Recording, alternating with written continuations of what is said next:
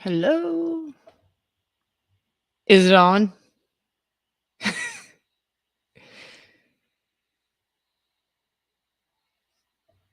Are we live? I don't know what I'm doing. Okay.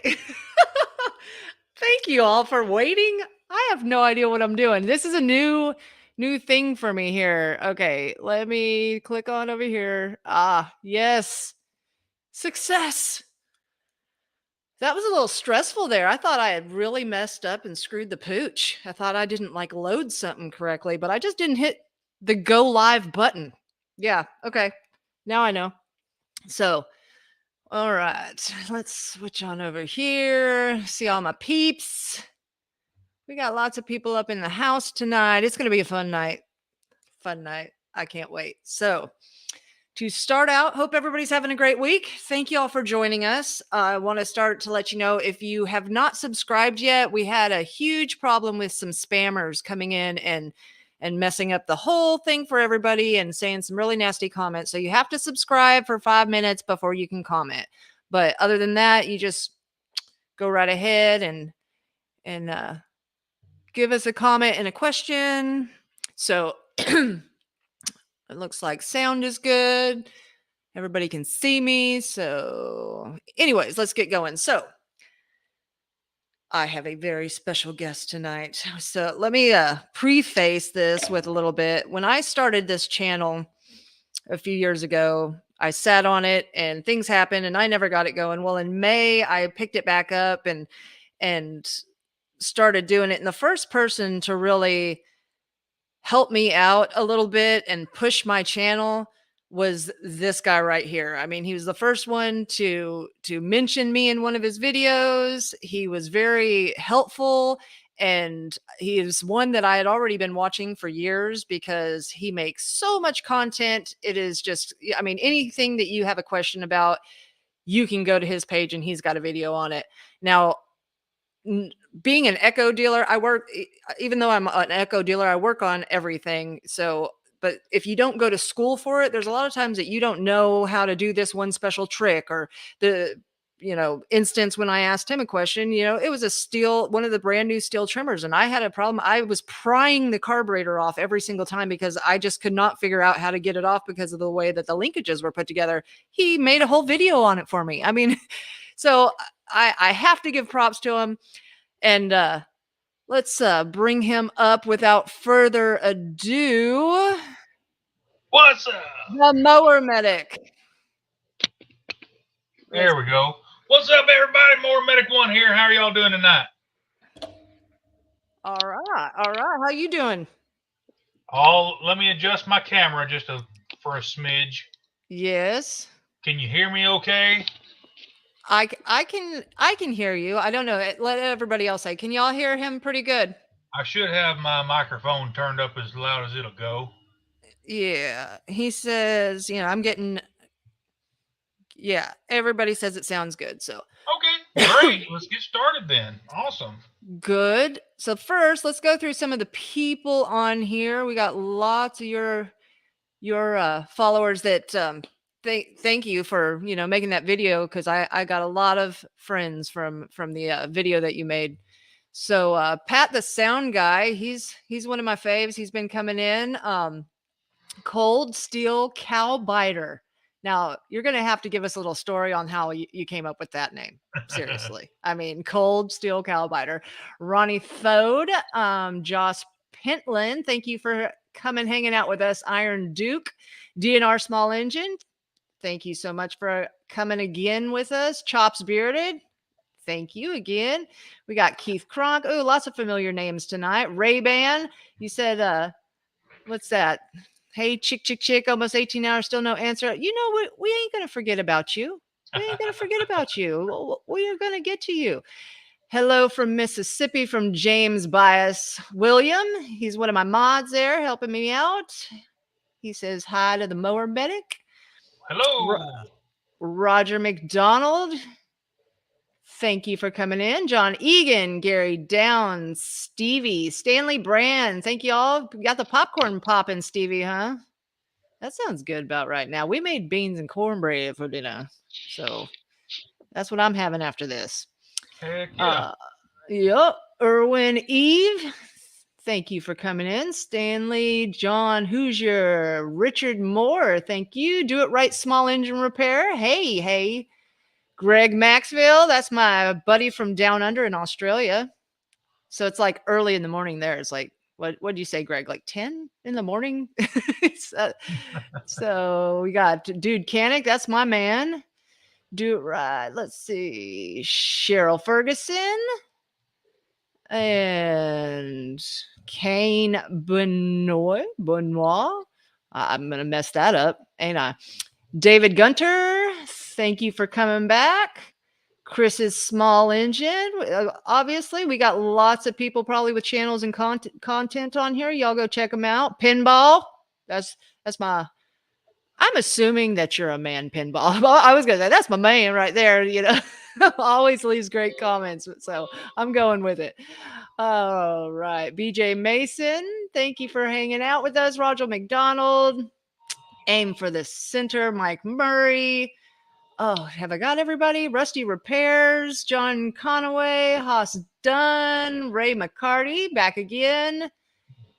All right. Catch a Cow. We got lots of cow things going on tonight, don't we? Rob, how you doing tonight, Rob? All right. Courtney B, when and where can I get a Chickanic shirt? So far, I've only been making Chickanic shirts myself. I have like a vinyl cutter. I buy t-shirts at Hobby Lobby. I, That's what I need to do. It's too expensive. Seriously, it is expensive, but it's time consuming because you've got to pull all the vinyl and stuff like that. And I mean, it's the best way to do it, but shipping's going to eat everybody up right now. It's sort of crazy.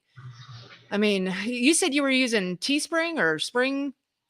What were you using? Yeah, I started off using Teespring, and I really didn't like it because it got so blasted expensive. And the newest company I started using was, crapola. I should have been more prepared. It's okay. I can't remember. It's brand new. But anyway, the T-shirts that I sent you came from that company. So I'll have to go back and look and see what. Okay. Pretty good quality. Yeah, it's good quality stuff. These actually, the shirt that I have on right now is from Teespring, and I have wore this sucker out. Yeah. But it's just they're Fruit of the Loom, heavy duty cotton. But yeah, I think it's Gildan or something brand, and they're really good. So for my band also, that's the t-shirts I've been using forever for them. So, but it's sort of hard to know what to charge people. I don't even know what to charge people for a shirt. I'm like thinking. When I was doing it through Teespring, I used the least expensive option that you could. Exactly. So yeah. I wasn't in it to make money off of t-shirts. I just wanted to give people a t-shirt. Yep. For sure. So it's like $15, I think. Yeah. That ain't too bad. For sure. Okay. So I have some questions for you. Well, I'll try to answer them best I can. All right. So you've been doing this for 11 years. Are you talking about YouTube? YouTube. Yeah. Oh, well, no. You've been doing all the, mechanicing obviously forever, but you've been doing YouTube for 11 years. Well, I started doing it. I made my first channel. I made a YouTube channel in 2007. Mm-hmm. And I didn't do anything until about 2011-ish. As far as you can go back and look at my very first video, and it'll tell you when my first video. But my channel was going to be, I was hell bent on berating the idiot customer. Look at what this guy did. That's what you always want to do. Yeah. But it's turned into, hey, I'm better at teaching. I want to get the information out there to help people, and so that they can save money, time, and frustration, just like you. But isn't it funny? A lot of people say, "Why do you want to make these videos?" Because then they're not going to come into the shop, and I'm just like, "Oh no, there's always going to be customers." Yeah. I mean, That's we're right. like, you know, it's like a dentist. You're still going to have a dentist. I mean, there's things that you can't do or you don't want to do. And a lot of times people, you know, their time is more important to them doing something else. They rather work That's for right. that $40 and pay somebody else to do that. So it's, you Yeah, know, exactly. and if that saves you frustration, sure, I'll fix it. So, but yeah, so yeah, 11. Well, that's what some of the oldest videos I was seeing of yours. Yeah, you've been doing it forever. And Yeah. what, and that is one reason that I started making videos was because some of the not yours, but some of the videos that I was watching, like there would be a certain specific thing, like it started out with a rewind that I was putting back together, and I don't know on those old Briggs, like have you when you get a new spring for those old Briggs with the clutches, I was having the hardest time putting one in, huh? Yes. Oh, you got one on the wall. Yeah. And so I was trying to figure I forgot what it was, like how to twist the spring. I mean, it was something simple.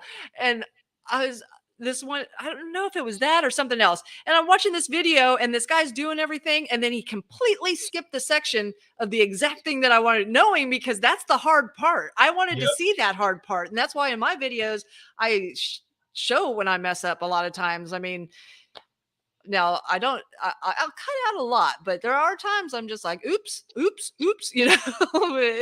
That's what happens. So yeah, I do Thank have a goodness quick they have. That's why we love to be able to edit. We can edit that crap out. I But know. People don't know. I'm like, yeah, I filmed for like at least 2 to 3 hours to make a 15-minute video. So yeah, but you know, you want to make hey, sure to but get the right I've got angles. some super smart subscribers. They'll call me out and say, "Hey, you didn't tighten that bolt, but in the next frame, that bolt's in there and it's tight." But yeah, You know, I did the same thing with my John Deere deck video. Whenever I was putting the deck hangers back on, the adjustable ones in the back, I had them backwards. And then the next scene, I'm like, oh, there they are. You know, they're all right. So I did the same thing. You know, but as long as in the end they can see, oh wait, which ways do those deck hangers go? Oh, I see. yeah. Okay. All right. Question: 2.2 million views on your tire video. Holy Okay, moly! from a Hey, lot. I didn't say this, but I got in trouble for that video Really? at my From job. I the got wrote up for that. I Really? got yeah, I got wrote up for that. And So it, but everybody working that was doing that didn't get wrote up for that? yes, everybody got in trouble, but it was Oh my I was the one that put it on the internet. yeah. But but that Here video's been what? That video's 4 years old now. it is, but that's a Yeah. lot of views, you know? But here's the big question, all right? How tight was your butt clenched every time y'all were trying to do that? I mean, seriously? Well, we've done it that we've aired up tractor tires that way for years and years. Yeah. And it's the more starting fluid the better. Yeah. I was seriously cringing every time they'd put the flame to it. I was like, that's crazy. And I But tell that's you what, awesome. and one of the things that we told the not my supervisor, he was watching too. He was watching us do all that work. Mhm. But somebody on YouTube sent that video to one of the higher ups in the company that I work for, and Yeah. it got to the point to where it got to the guy that's over risk management. And he Mhm. said, "Ooh, no, we can't be doing that. Yeah. Y'all need to figure out a way to get that tire mounted besides using fire." Yeah. And we were like, "Look, we done had GNR tire came. We had another tire company come. We had 3 different tire people come to try to air this tire up, and they couldn't do it." Oh yeah. And Tony, my tire guy, our tire guy, said, "I'll air it up. Watch this." And you saw the result. It Yeah. aired it up just like that. Uh-huh. So I see on the top of your banner that it says you're steel certified technician. So are you also an echo certified technician? I am, but I have not gone through the Echo School in such a long time.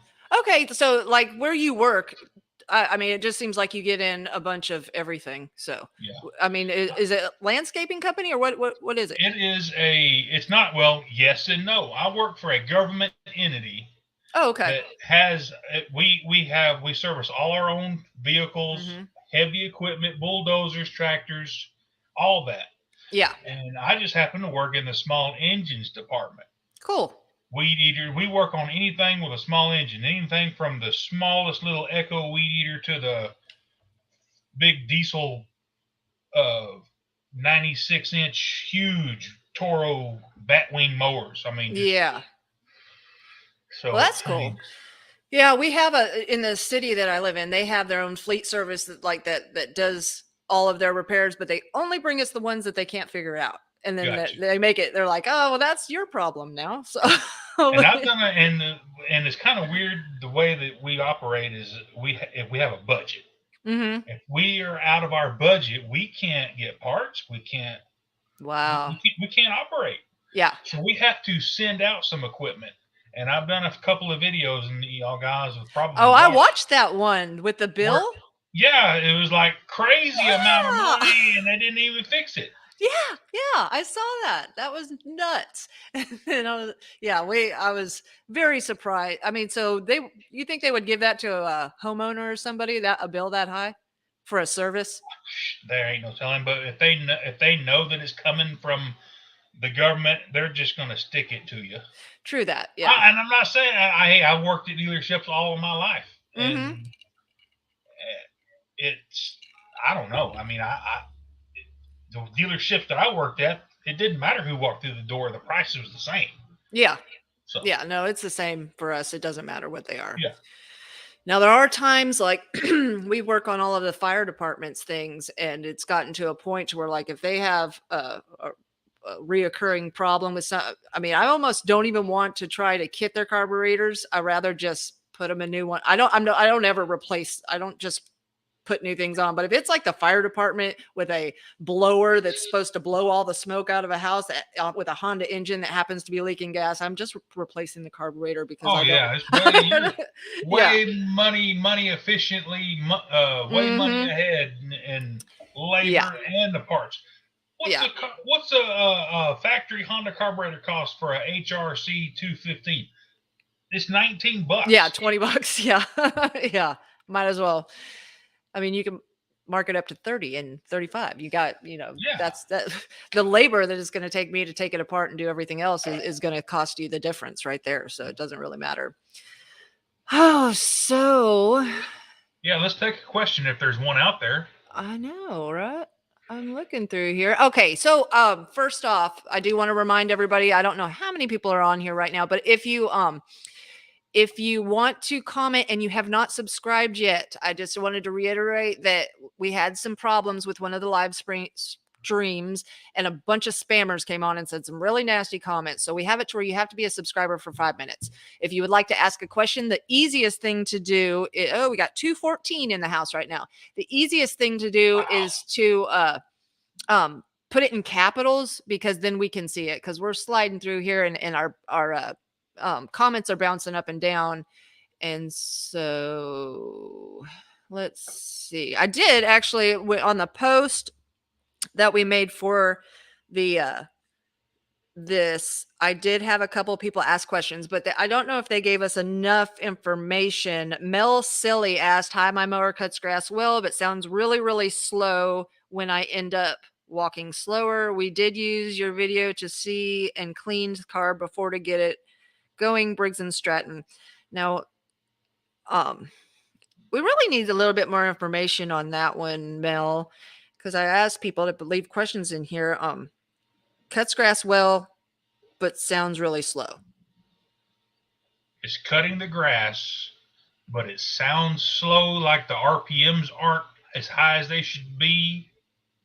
Maybe just a simple static or dynamic governor adjustment and just adjust the spring, maybe. Yeah, if you told us what kind of engine it is, or if you're on here tonight and you tell us what kind of engine it is, that would help us out a lot on telling you how you can fix that.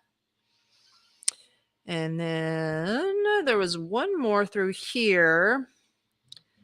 Monroe Hoskins, I have a question. I have a Murray walk-behind mower. I've replaced the coil, the spark plug, and the carburetor. It still runs a little while and starts cutting out. I kill the engine, and it will not start until it cools off. It is a Briggs & Stratton. And we're talking about a push mower? Walk behind. Yeah, he has a Yeah. Murray walk-behind mower. He's replaced the coil, the spark plug, and the carburetor. Now, first I'm going to say, is any of that aftermarket? Yep. That's So, good. Yeah. I've had really bad luck with coils that are aftermarket. And I tell you what, and it's real easy to do on Amazon. You can type in 3.5 Briggs, and you're going to get 15 different part numbers. Mm-hmm. And if you order the wrong coil and put it on there, it's not going to run right.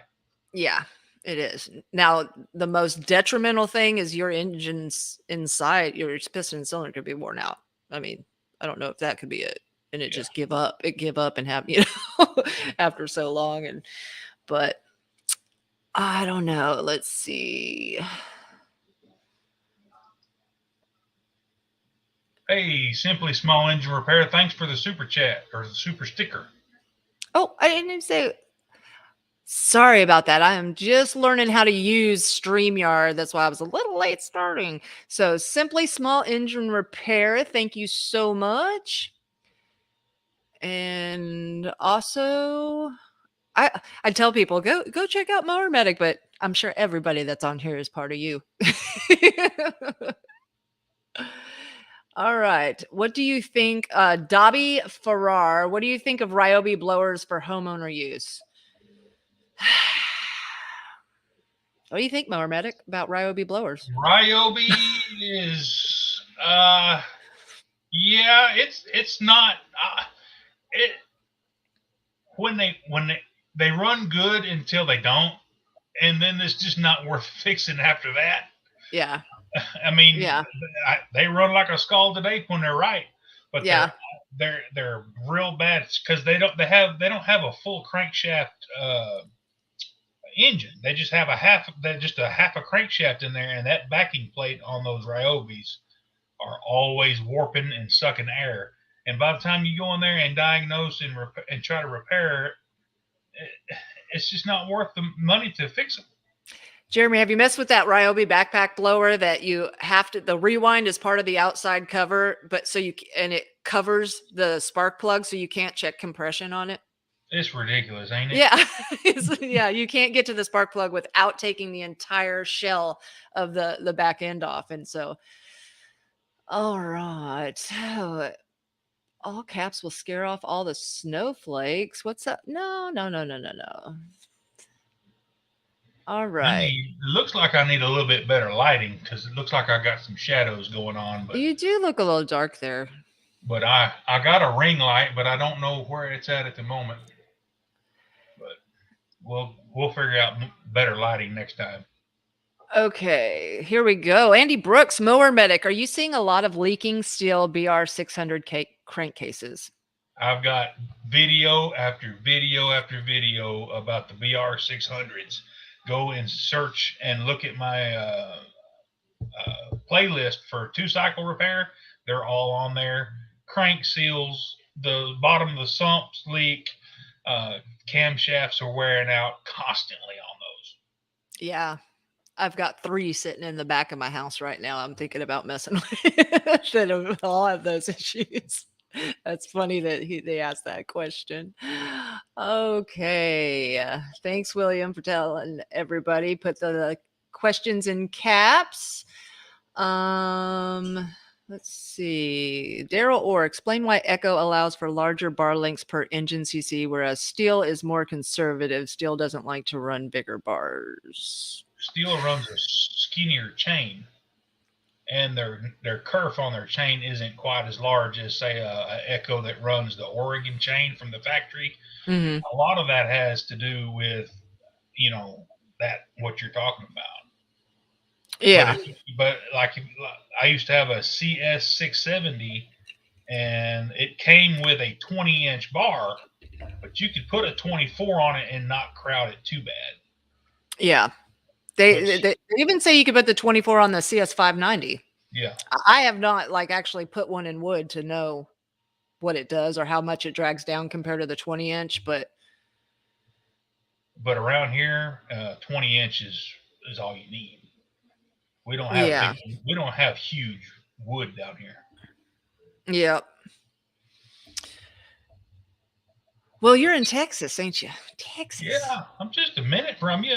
I know. We can like actually meet up sometime for We need real. to Are you do that. We need to have a YouTuber meetup sometime. with all them people from Canada? Oh, heck yes. Yeah, I know. And then we'll have to, ship Mick over here. Speaking of, are you going to the expo? No, matter of fact, it's on the 20th, Mhm. 21st, and 22nd, and I can't go. I can't either. No, So I just can't do it. my kids got cotillion. So And I gotta do. October is a bad month for us because my birthday, my daughter's birthday, my wife's birthday, my stepdaughter's birthday, and uh, my wife's sister's birthday are all within a week. I mean, that's what it's hectic. October is birthday month Yeah. for us. All right. So Terry Baker, have any of y'all had any issues lately with steel carburetors like the one on the TS420s? I've worked on a few of those cutoff saws and really don't have very many carburetor issues. No. It's the people that won't clean that air filter and it just gets so packed with concrete. In one use, I think in Yeah. 1, 2 uses, it can if they're not cleaning it out every single time they use it, they're gonna burn their chop saw up. Yep, that's it. I mean, and they won't use a water kit, so Uh-uh. it's just that saw is in a freaking dust storm the Yeah. whole time. Yeah. Just, oh man. And we discussed this before through comments, but Mower Medic, Jeremy and I, we have the same consensus on working on chop saws. Out of all the equipment that we work on, that's one of our things that we don't like to do at all because I don't like the dust first, and I like to, double check, make sure things are if they're burned up. And a lot of the chop saws, I'm going to say that probably 90% of all the chop saws that I get into the shop, they either have water in them or they need a primer bulb or they're burned up. Like those are the 3 problems with chop saws. And And the so deal in those chop saws, you know how you usually pull the muffler to look and see if the piston and cylinder are scored. that's what I'm Well, saying. on a chop saw, it won't be scored. It'll just be completely washed out Yeah. because of the dirt ingestion. Yeah. It's just like liquid sandpaper in there. Mhm. It wears them completely out. But what do you got to do to get the muffler off? Yeah. You gotta tear the whole thing apart. It Yeah. sucks. So yeah, that's not one of my fun things to do. Oh, Randy Hayes. Hello. Another question. What stabilizer would you use on a lawnmower for the winter? What's your favorite stabilizer, Jeremy? Well, I guess I would just stay with Stabil's good. I mean, they're Mhm. all they all, in my opinion, work just as good as another. I mean, uh, honestly, I would just run that engineered fuel Mhm. in my trimmer. I Yeah. run it. I run that engineered fuel all the way through the summer, and when I get ready to store my weed eater or my chainsaw, I just fill it up with engineered fuel and run it until it gets hot, and put it on the shelf.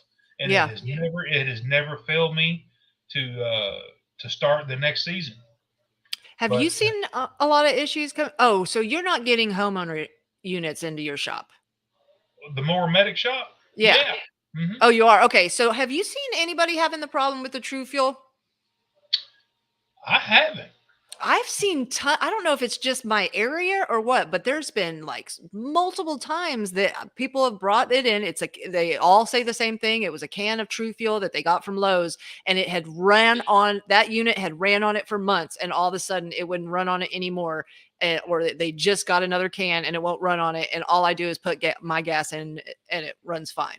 So I've had I have multiple heard. issues. Now, when I went to the steel school, Hmm. they were talking about the Moto mix, Yeah. and that during the process of making it, something went wrong. And of course, Moto mix and True Fuel and the Husqvarna, all of that comes out of the same spigot.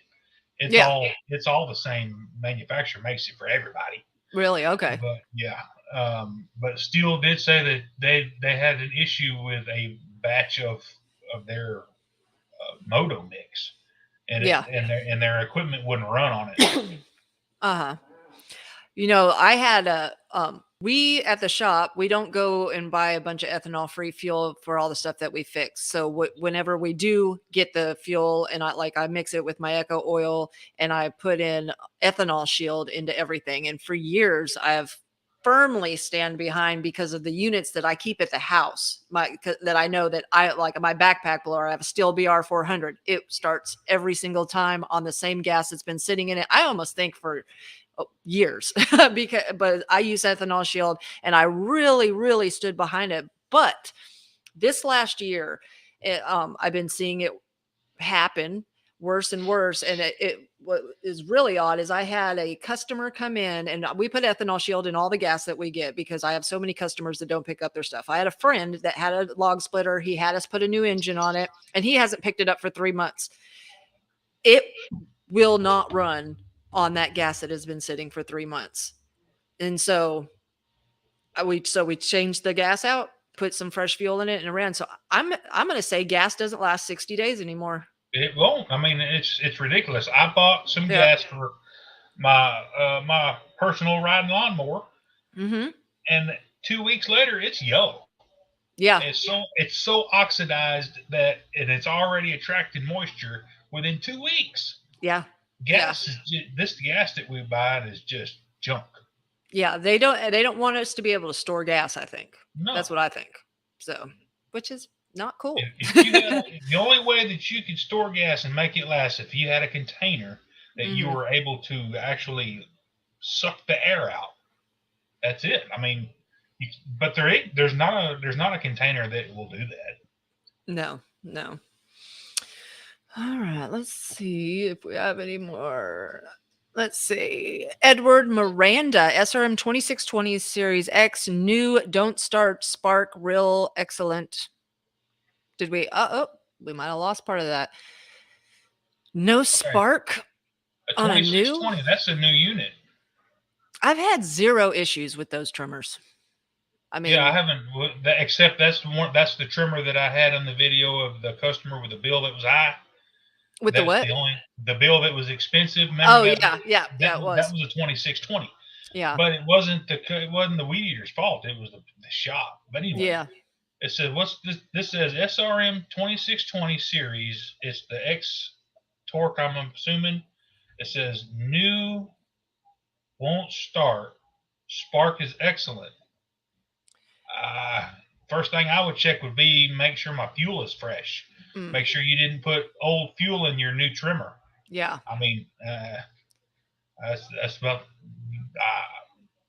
That's why I made that one video about whenever I was showing people with the ethanol shield, because it's probably 70% of the 2 cycles I get in have bad gas or water.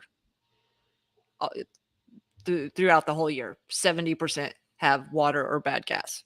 Yep. But we get like, I don't know how many units you get. We get in like 2,000 to 2,300 units every year. Mm-hmm. You know, that's all of them, riders and chainsaws and push mowers, generators and everything.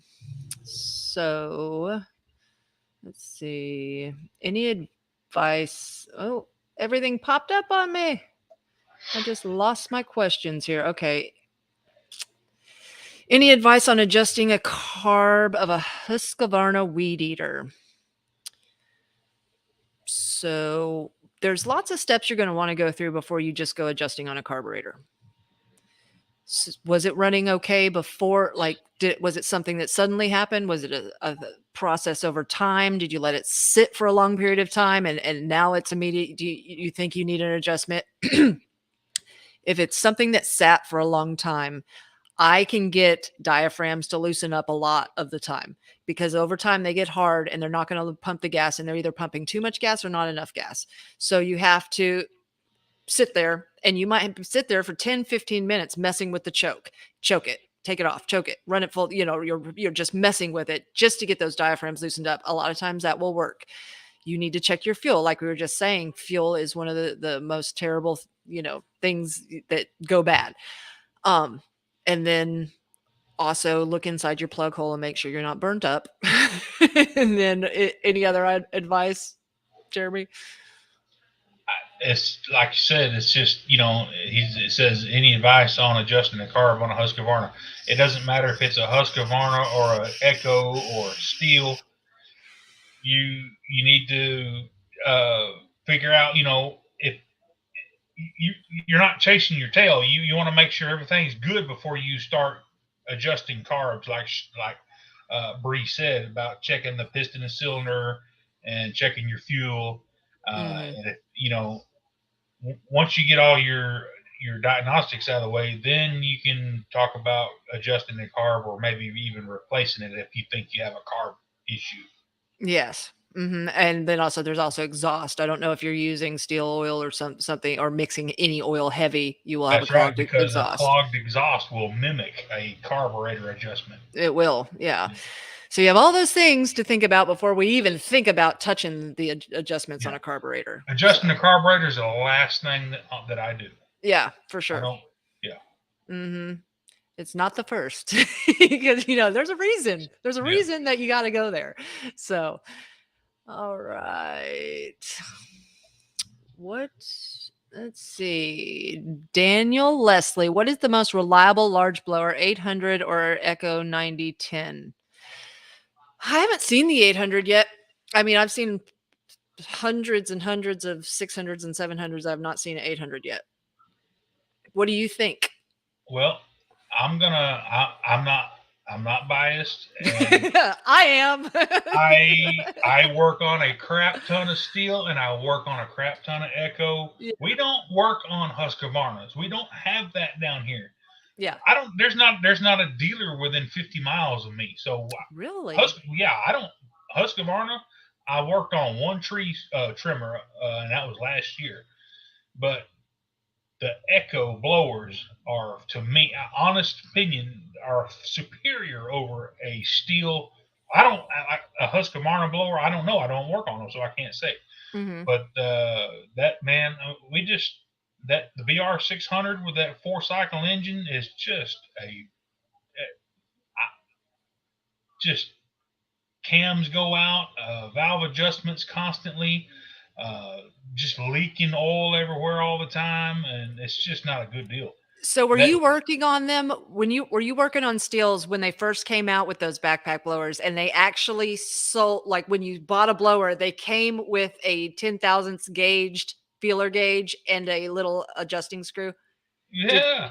I mean, how could you sell a product and be like, here's the parts or the tools you'll need to fix it? You buy a VR 600. Oh, here's the pack of tools you need to keep it running. That's a little crazy. Now, the 9010s, man, they're nice. They're huge. What is the model that they had a recall on for something? The 8010? Is that it? And they went to the 9010? Yeah, they only had the 8010 out for a hot minute, and it was like this issue, and they said, "Oh, hold up." Yeah, let's revamp it and they're really good about Echo's really good about that. I mean, when it comes to they're warranting machines whenever they they know that they're in the wrong. Just like the coils, with having a 5-year homeowner warranty on the coil for parts and labor, and then lifetime on the piece. It's that's awesome, because I thought steel 20 years ago used to do that. They used to have a lifetime warranty, but they don't anymore. As far as I'm sure, as far as I know. So I don't know. I'd have to go back and look at my book, but I think they might have lifetime on the coil. Don't quote me. If they do, none of the shops around here will honor it. I don't know, because I've tried to tell customers, this, go try to get this under warranty, and they've told me that no. So I don't know. Yeah, I mean, a lot of people think warranty means service policy. No. Like that. No, I did sell a SRM 2620 a couple months ago to a guy who burned it up in the first week. And he thought it was under warranty, and I'm like, oh no, that's not under warranty. That's gonna be and man, they get so mad, but then they kind of calm down after you talk to them about it.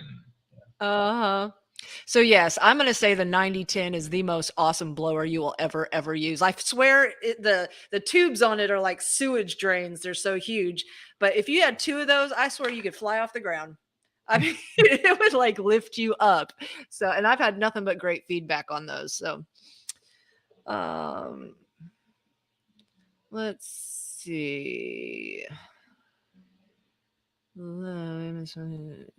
Lots of adjustment questions. Now, like I said, like we were saying, we can tell you how to adjust it, and there's you know, that's Yeah. why I don't do it in my videos. I have not been telling people how to adjust You just can't. carburetors.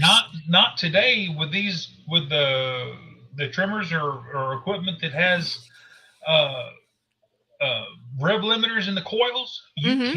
You can't adjust it the old school way where you would run it wide open and you would lean it Yeah. until it bogged out, and then you'd go back the other way until it bogged out, and then you would find the sweet spot in the middle. You can't do that. Now you have to adjust the carburetors by RPM. I mean, you have to have a tachometer. You got to have the PET 9000 Echo ignition analyzer. Those things are about $1,000. Yeah. I don't even own one of those. No, that's for sure. Okay. Let's see. Terry Baker. I've warranted 5 carburetors that were factory defective and still said send it back and we'll warranty it. Well, that's good. Yeah. That's good that they stand behind that. Yeah, and there were probably Zamas. Yeah. Yeah. Steel owns Zama now, or they have for about a decade. Let's see.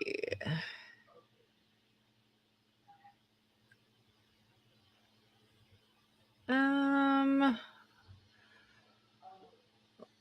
older, you've got any videos?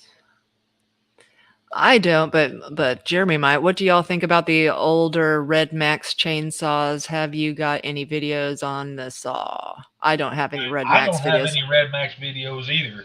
I got one video, and it's titled Blue Max, and it came from.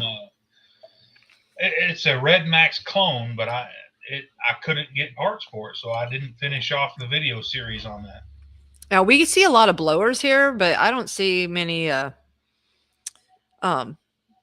many of the trimmers, or see a lot of blowers, but not a lot of chainsaws. I'm sorry, I got confused there. All right. A lot of you guys that have equipment that live in different parts of the United States, a lot of the stuff we see down here, y'all have, but we don't. Yeah, everybody always asks questions about snowblowers. Do you ever work on snowblowers? Snowblower, what is that? I don't right.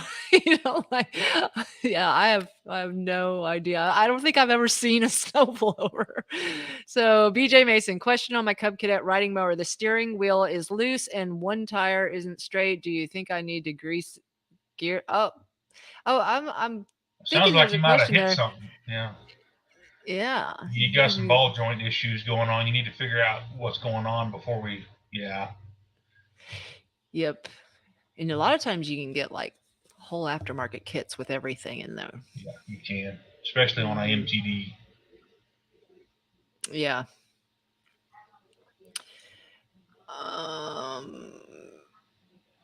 Brett Frazee, how are you doing, Brett? Chickanic, can you do a video on repairing the I-75 starter found on an Echo SRM 225i?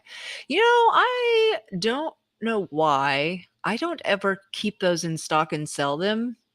I mean, we have Sutherland selling Echo also in another shop in town who might have sold some, and I just don't ever even think about that. Not one hasn't really broke on me to have to deal with it, but I just keep the regular SRM 225s because it starts so easy. I don't know how you can make it start any easier than that. Mm-hmm. So lots of people are talking about airplane gas. I've never even knew that, I could go to the airport and get airplane gas. I didn't know that was an option, but I bet that's expensive. It is. It's like $8 or $9 a gallon. Woo! I spent $50 to fill up my little tiny SUV. Avgas is, you can run, small engines love avgas because it's ethanol free and it's super high octane, but it's expensive to run, buddy. You don't want to buy 5 gallons of that. Yeah. My question at 8:30 got skipped. Oh no, Mark. Is it in big letters? Write it again. I'm sorry. Everything's sort of crazy. I'm going up and down and I don't know what I'm seeing here. So ask it again. Yeah. Huh?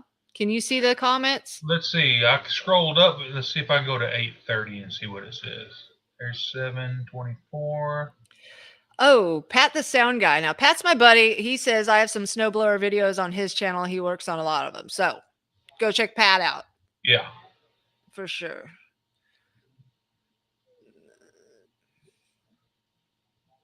I'm still searching for the... I don't know. Give an opinion on... Oh, yeah, Richard. We just did give an opinion on it. We're not fans. Not fans. The 4 Mix is a good engine, but you have to keep up the maintenance or they will just absolutely go south on you quick. Yeah. So what do you think about... let's let the questions catch up again. What do you think about California banning 2 cycles and 4 cycles generators like ATVs? What are they gonna... I just don't understand that. I don't know how many megatons of fuel it takes to mine lithium, because to get enough stuff to make a battery, you could just be cleaner with burning a gasoline engine. Totally. It makes absolutely no sense. These the way they think this is going to be green, there's no way to make this green. You can't have green machines getting the lithium out. It's just it's never going to work. Did you know that it takes that right now they're mining 85,000 tons of lithium every year for the demand, and it takes 500,000 gallons of water to mine 1 ton of lithium. So what it does in the area, it takes all the fresh water supply up like that, and the water goes back into the ground and yada whatever. But I mean, that's like 42 trillion gallons of water a year to mine. And who knows what happens when it goes through the lithium. And I mean, that's just bizarre. That they think that's any kind of better.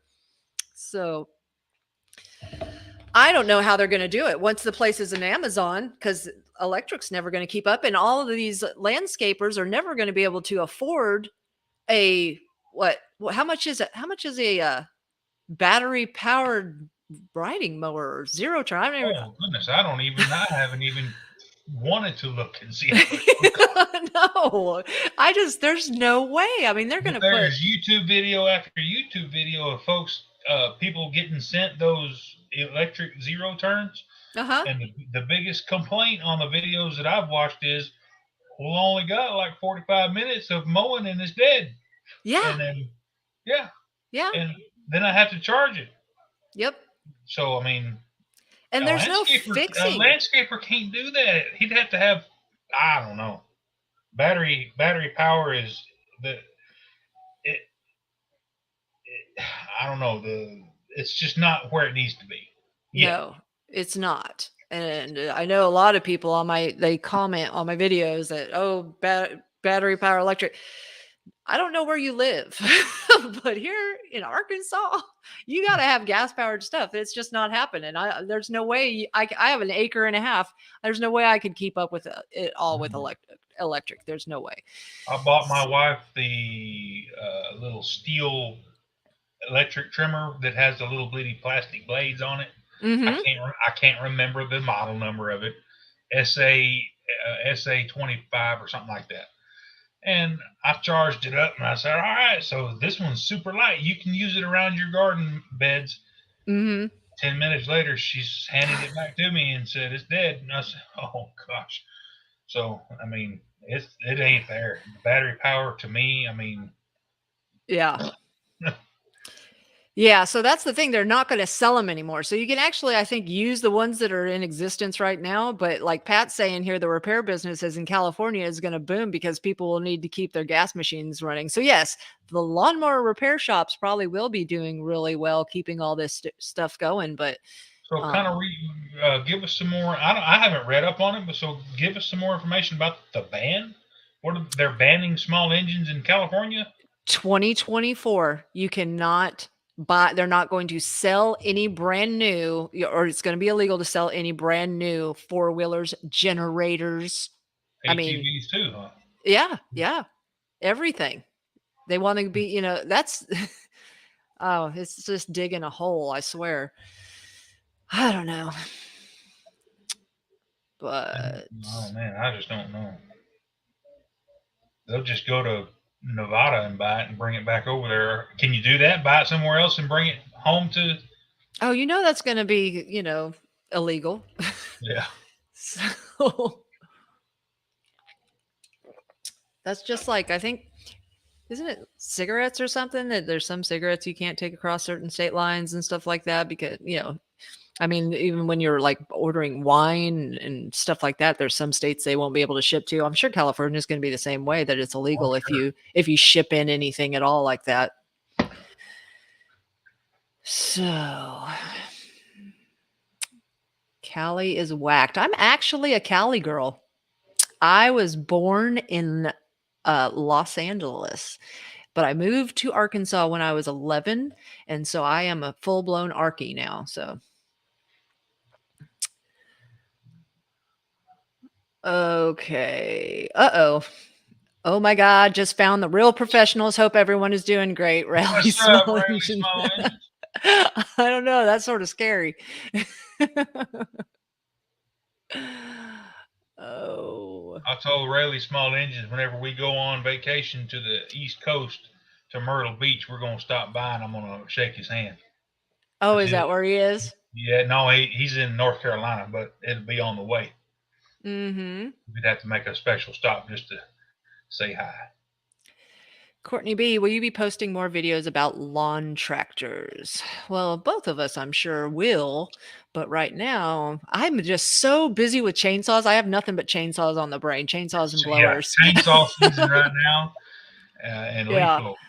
Yeah. And so I think my past 3 videos have been chainsaws. And I'm just like, I'm sorry. That's just, that's the problems I'm seeing right now. And that's how I make my videos. It's like something comes in, it's on the counter, and I feel like, you know what? This is something that I see all the time. I need to make a video on it. I can take it That's home this what I evening. do. Yeah. And so it's just, it was sort of just by, circumstance of the videos I make a lot of times. I'm not planned out. I was on a live stream with Mick, and Bruce is going on vacation, and he said that he has makes like 17 or something videos that he will post while he's on his 3-month vacation. And I'm like, I can't think of tomorrow. No, I can't have a backlog.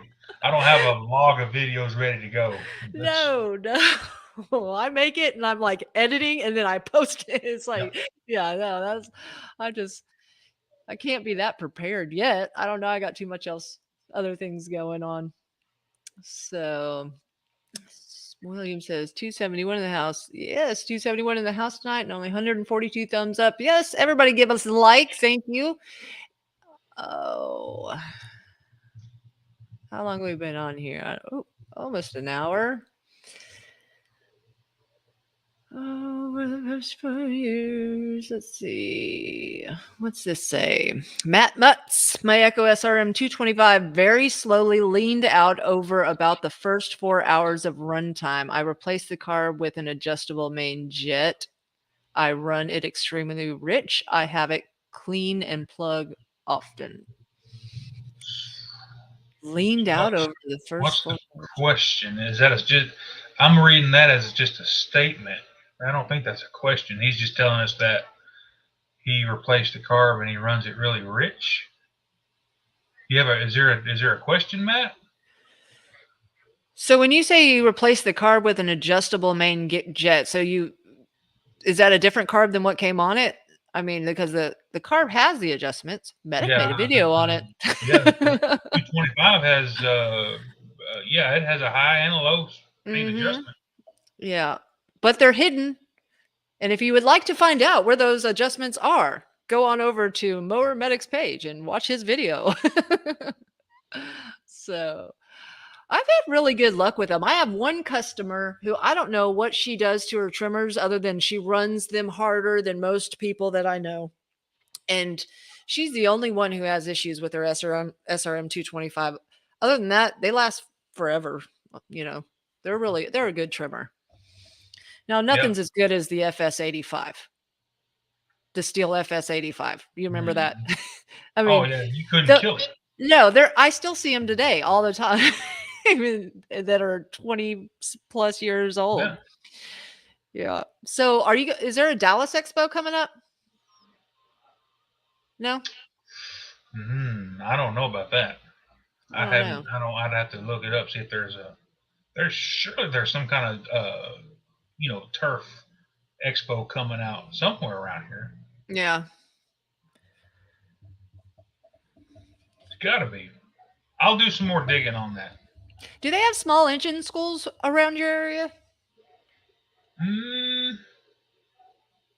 Yes and no. The colleges around here have small engine classes.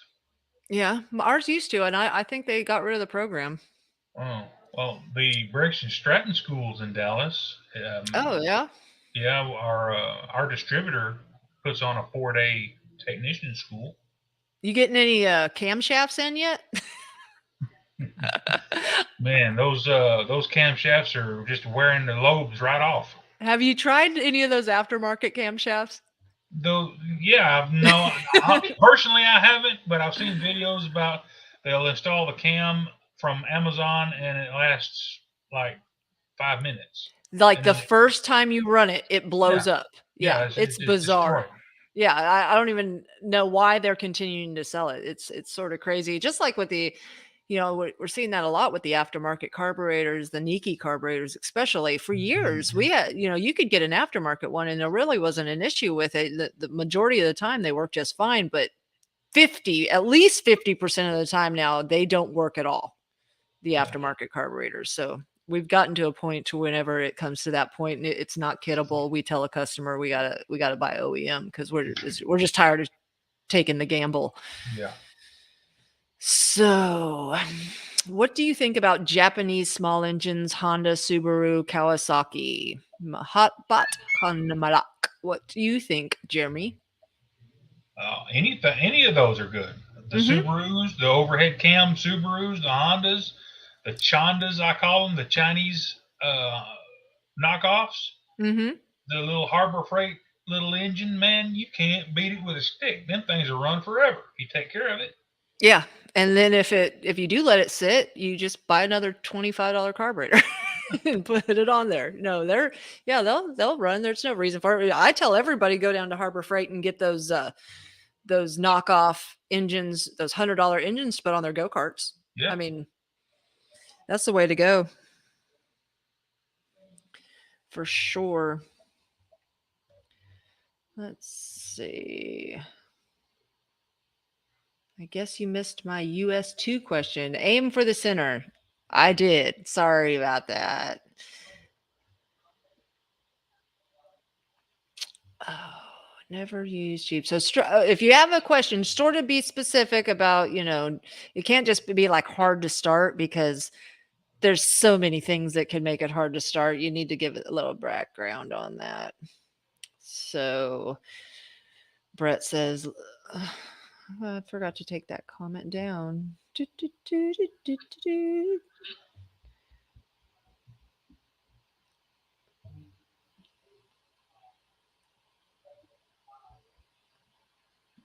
Brett says, love my FS85 and my BR400. Yes, I have a BR400. I love it. I will never, ever get rid of it. They're actually sort of heavy. Yeah, the BR400, the 420 Magnum, man, that's a good blower. I cried the day that they just announced they weren't going to make those anymore. Yeah. We got a question for you, Jeremy. How did you like the Bauer drill from Harbor Freight? I got I can't remember if it was the Bauer or the whatever that the other brand that they have. I've used a pit out of that thing. I replaced it with that to replace my Dwall. Uh, I just decided to try the Harbor Freight one, and so far it's been good. Yeah. All right. 420 all the time. Okay, it's giving us. It's all of a sudden hard to start. Well, you said, hold on. What did you say? What kind it was a second ago? Ethanol-free gas in it. I have a. Let's start with this one. I have a Briggs 7.75 pressure washer I just picked up that has been sitting around. The guy bought it. He bought it from, said it was sitting with gas in it. I emptied it out and put fresh non-ethanol fuel in it.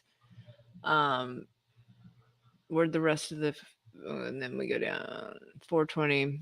It all of the sudden hard to start, makes a grinding noise when I try to crank it on the Briggs 7.75. A grinding sound. Is the grinding coming from the rewind or the pump? It might be the pump. Yeah.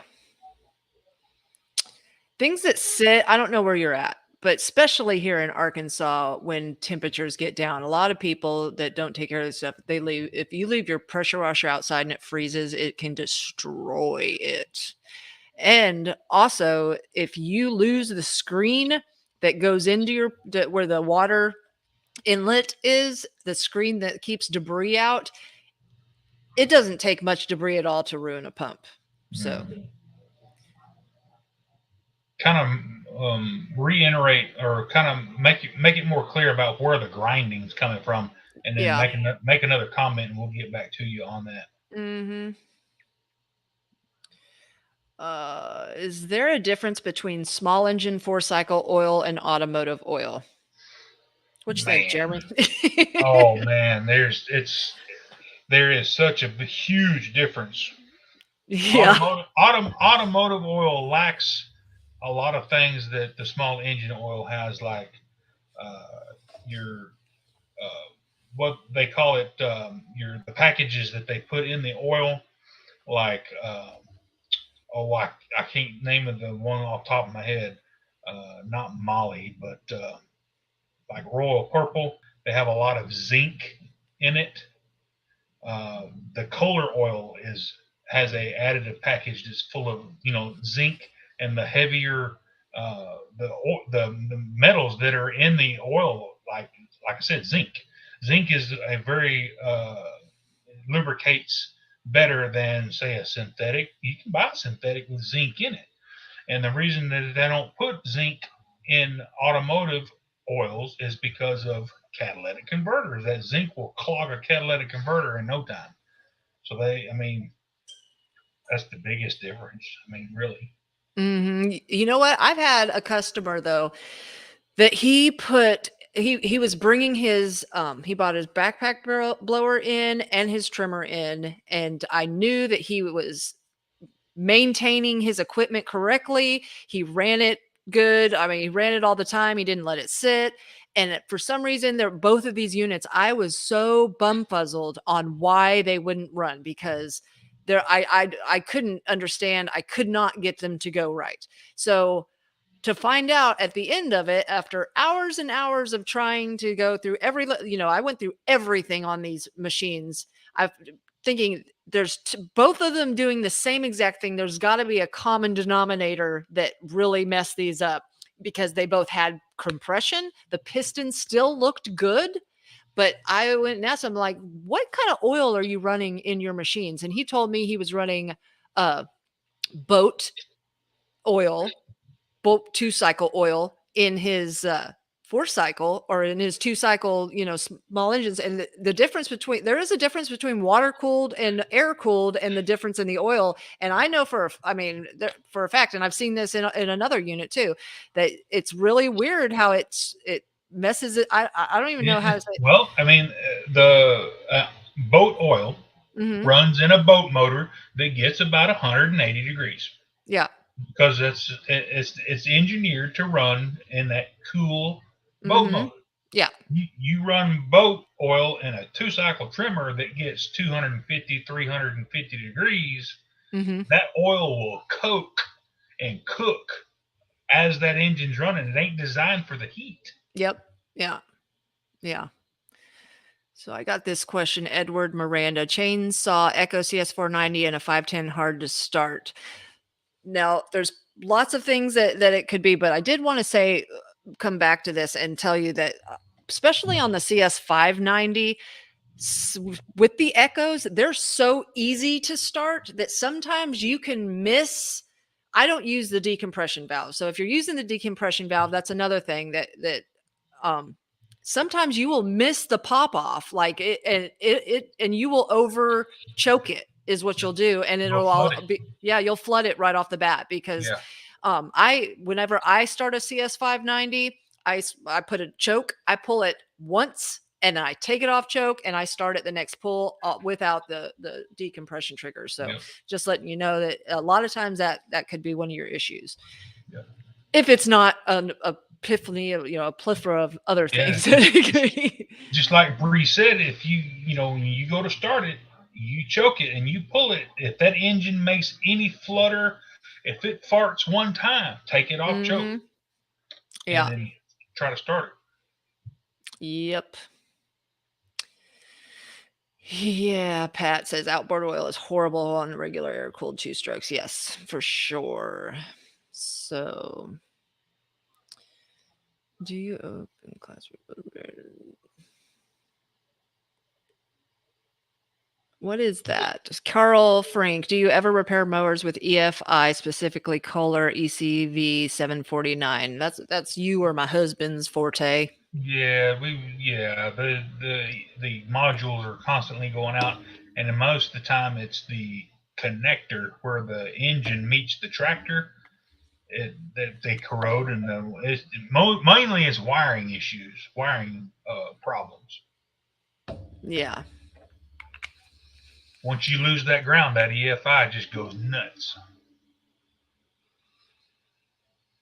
I hate electrical, but and I, being on the counter, I get all the electrical questions, and it's sort of, tasking, and I won't let people buy, they'll come in and they automatically think they need a starter, and that's where they're starting from. And I'm like, no, we need to figure out why you think you need a starter. And then sometimes they'll say, oh, because it's in pieces. Okay, yeah, you need a starter.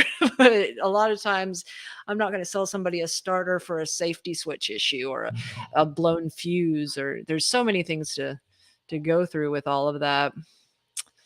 Okay. Andy Brooks, I watched your Sweet Child of Mine video. Chickanic can sing. I do. I have a band. Did you know that, Jeremy, that I have a band? Yeah, I do.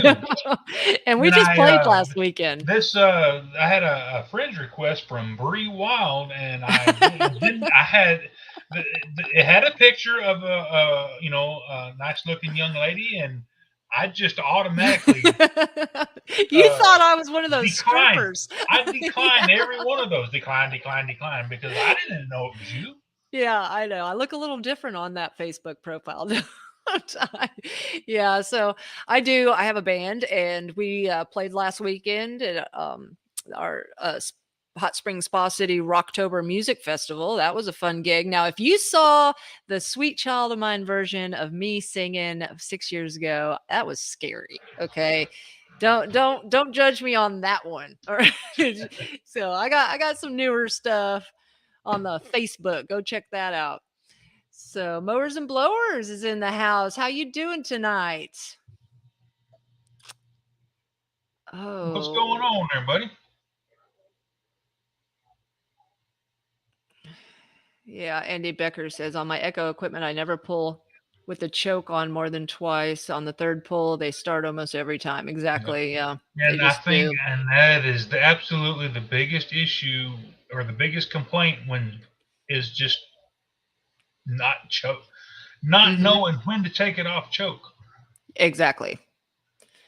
No, and it's you were talking at the beginning about how, tell customers how, you started your YouTube channel to be like, look at these, that's one thing. Whenever somebody comes in and they're, I start chainsaws all day long, every day or whatever. I start units. So I don't have any strength in my left arm, but I can elbow somebody really hard if I needed to. So when they come in with their 590 that's brand new and they're like, I can't make it start and I don't like it. And I take it out there and as a woman and, I start it second pull and they're like, yeah, I guess it was me and not the saw. So, but not saying I enjoy that. Oh, yes. Yes, Dude Canic, my husband, he's chapping in. He's like, I was great on that video. Yes, he was. His guitar solo is on point when it comes to some Guns N' Roses. But yeah, Francis Lang says Echo GT 225, the best trimmer. It is. I mean, that engine that they put on that is the same one they put on the SRM 225, the PAS 225. It is a good engine that's going to last you a long time. Make sure to maintain it. Check your air filter and your split plug. Other than that, use fresh fuel. You'll have it forever. So. Yep. I can attest to that. My GT, I've got the it's the 225. No, wait. Oh, I don't even know what kind of trimmer I own. It's the SRM 210i with that super easy start. Mm-hmm. And man, I bought it back in '99. That's how old that is. Really? Yeah.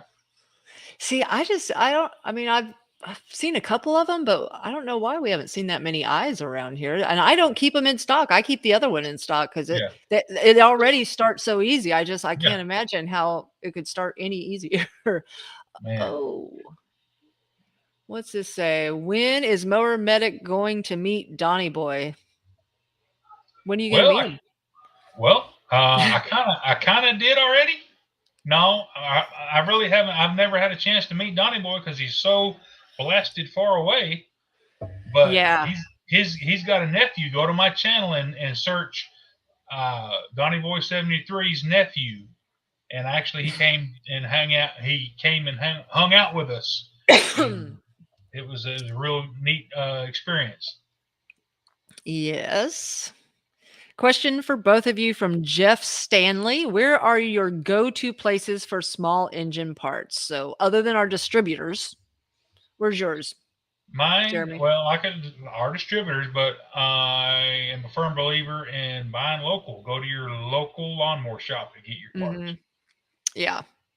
Yeah, we do. I mean, if it's something, I'm not a steel dealer, so if I have to get steel parts or a Toro part or something like that, I mean, we're all friends. There's 5 different lawnmower shops in this town, and we all give each other discounts, and that way it's much easier. And so if it's something totally oddball, now, of course, you can go online and buy small engine parts, but here's the problem. Now, and I understand, Amazon's pretty good about their they're not, I don't want to call them warranty on the parts, but they'll take back anything. You can just say I don't like it and send it back. That's the only good thing about buying parts through Amazon. And you can get OEM parts on Amazon, but you're going to pay out the nose for them. Mm-hmm. So just go to your dealer and you get them cheaper anyway. Yeah.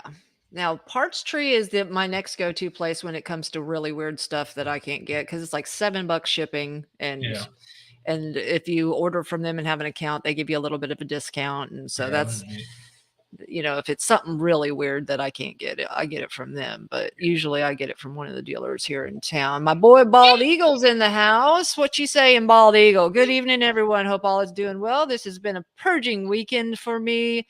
Long lost, projected. I don't have time for heading to the salvage yard tomorrow morning. I don't want to go to work tomorrow. Really don't. Thank you, Bald Eagle, for hanging out with us. Oop, everything just popped up on me. What's this? Oop. Daryl Orr, have you noticed the SRM 225 has an EPA rating of 50 hours, but the Shindawa 235 has a rating of 300 hours, same basic trimmer? The 225 has a 300-hour rating too, excuse me. I can now a Poulan has a 50-hour rating. I'd like to see the 225 with a 50-hour rating. Yeah, I didn't I've never know seen that. one. No. Mm-mm. And that's in the 300-hour rating. That doesn't mean that's how long that trimmer is going to last. That's just how long that the emission system is supposed to last on that trimmer. And the only thing that you can replace on the trimmer is the only emissions thing on it is the catalytic converter and the muffler. Yep. Yep.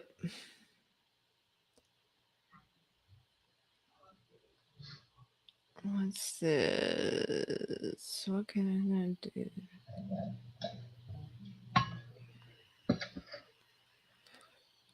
So what can I do to get the emulsion tube out of a carburetor? What are your suggestions? Number 2 crochet needle. I don't have one of those. You I'll need have to to get get me you one. one. I used a Tecumseh tool, and if I had time, I'd run out to my toolbox and get it. But I don't. It's just I can't remember what the part number is, but it's a Tecumseh carburetor tool that has a crochet needle on the end, and it has a little. Yeah, those are cool. Yeah. Yeah. Yeah, I charge $50 an hour, but I work fast. You know, it's funny because I do all the 2-cycle stuff in the shop, and so our labor rate at the shop is $75, but it really doesn't matter what if I take longer than a half an hour, my charge is usually $37.50. I don't know, even if I'm putting a carburetor kit, full service, whatever, it's $37.50. Less, way less if I don't do like that service that you had. That's crazy. If I'm only doing a service and it's a trimmer that has no issues, it's seriously like $22.50 because I'm going to take it out and run it and make sure it's good to go and stuff like that. And that takes up some of my time. Yeah, we never charged extra if we were doing a tune-up and it needed a carburetor. We didn't charge another half an hour to put the carburetor on. It was included with the $69.95 2-cycle tune-up. Yeah. Mopar Scott, thoughts on the Echo PB 210E blower? Picked up 2 of them. Is the 210 like that's an old gray one? An oldie but a goodie. I tell you what. Is it gray? Is that one of the old ones? It's the gray one, if I'm not mistaken. Yeah, any of the gray Echo equipment is, if it still has a good compression and cylinder and all that, it's. Is the 210? Is that the one is square, looks like a brick? I can't remember. It's been so long. Yes. I got a phone. I bet it is. I bet it is. Are we talking about the handheld square looking are we talking about the handheld? Show me a picture. Show me a picture. PB 210. No, $37.50 is not my per hour charge. I'm just saying that's what I usually charge because things, I'm not timing myself. Right there. That's the square. That is a commercial unit right there. Whoa, yeah, I've seen one of those. I have seen one of those blowers before. Like I said, it's an oldie, but it's a goodie. Yeah, no, the old gray ones. Now that's what I'm talking about. Those ones lasted forever. I still see them today. This question must be for you. I just want to know if Cowboy is still alive. I used to have a Boston Terrier. Is that your dog? Cowboy. I wish he was in here. He's not in here right now. Yeah, he's still alive. He's still kicking. So you have? Is he a Boston Terrier? Is that what he is? He is a Chihuahua Boston Terrier mix. Oh, okay. I got 2 English Bulldogs. They're a mess, man. So let's see. Does Echo make a good hedge trimmer? What do you think about the hedge trimmers? Yes, good, good stuff. I love the way that they adjust the blades. It's just a bolt and a lock nut. I mean, that's it. Yeah. I mean, and easy to sharpen. It was really cool too, because actually for a bit there, they came out with one model that had a little issue with the blades locking up, and they did a complete warranty where they'd replace the gearbox end the blade set because they knew. I mean, Echo's so good about taking care of things that they know is a problem. I'm sure Steel is too. I just don't know because I'm not a Steel dealer. So, the greasy shop rag just said had to run out to the garage and check to come see Carb Tools 670377. Also, if you haven't checked out the lawnmower lady, she did a video on her Tecumseh tool too. So let's see, what is getting there, Pat? What is a common problem with the PTO on older John Deere 345? Worked 2 years ago when parked. Now it doesn't engage. Is that a cable design on those? The PTO, you're talking about electric clutch? Does the 345 have electric clutch on it? And I don't know. I can't remember. Yeah. I'm not sure. Problem with the PTO on older John Deere 345 worked 2 years ago and parked. Now it doesn't. If it's just been sitting, those electric clutches will get rusty, and you have to get up under there and pry it apart with a screwdriver. And sometimes they'll go to working, and sometimes they won't. Yeah, my husband just chimed in. He said they are the electric. Yeah. So let him chime in again and see what would happen.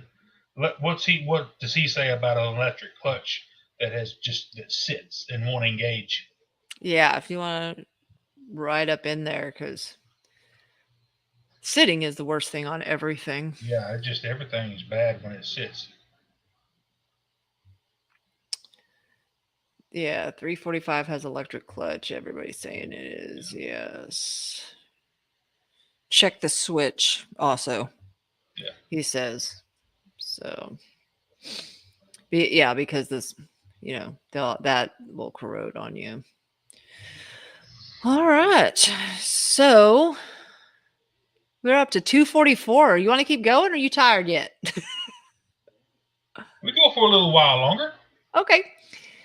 So, bang it. That's what Matt Mutt says. Just bang on it. No, we don't. You don't want to bang on it, especially since they're like 200 and something bucks. So, yeah. Oh, so if anybody has any questions, also, if you've just chimed in recently, you're going to have to be a subscriber for 5 minutes before you can comment. That just in case, we don't want to get any spammers in here. So we're doing that. If you I'm sure you haven't. If you've seen my channel, you have seen the Mower Medic. But if you haven't, go over and check out his, become a subscriber. He has videos on everything. So make sure to check that out.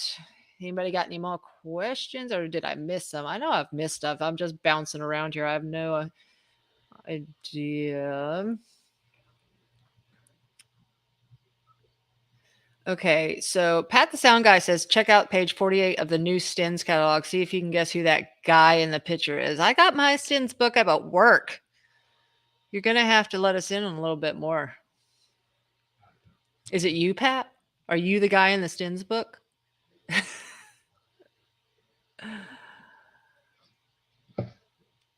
All right.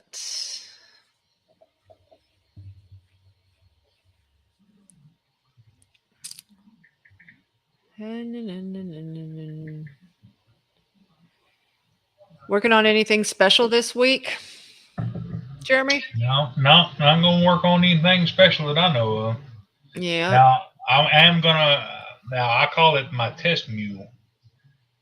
The 42-inch Murray Rider that I've been using for the last 6 years in all my videos, I actually have a couple of broken off bolts in the sump. So I need to pull that engine off and try to get those bolts out of the sump. And yeah. I'm going to use my tried and true method by welding me a washer and then welding a nut to it and then ease those bolts out using my welding method. But I thought about doing a video on replacing that sump with the sump that has the oil pump in it. That way, and show everybody how to swap that over from a non-oil pump engine to an oil pump engine, and you'll have to replace the camshaft because the new camshaft will have that little cutout in it for the oil pump. Okay. So are you slowed down now, or are you still just trucking along? Is the weather still good down there? Oh, it's we hadn't really gotten any rain, so the grass isn't really like exploding right now. Mm-hmm. But like you said earlier, it's chainsaw season right now. Yeah. Yeah, so that's what we're working on mostly.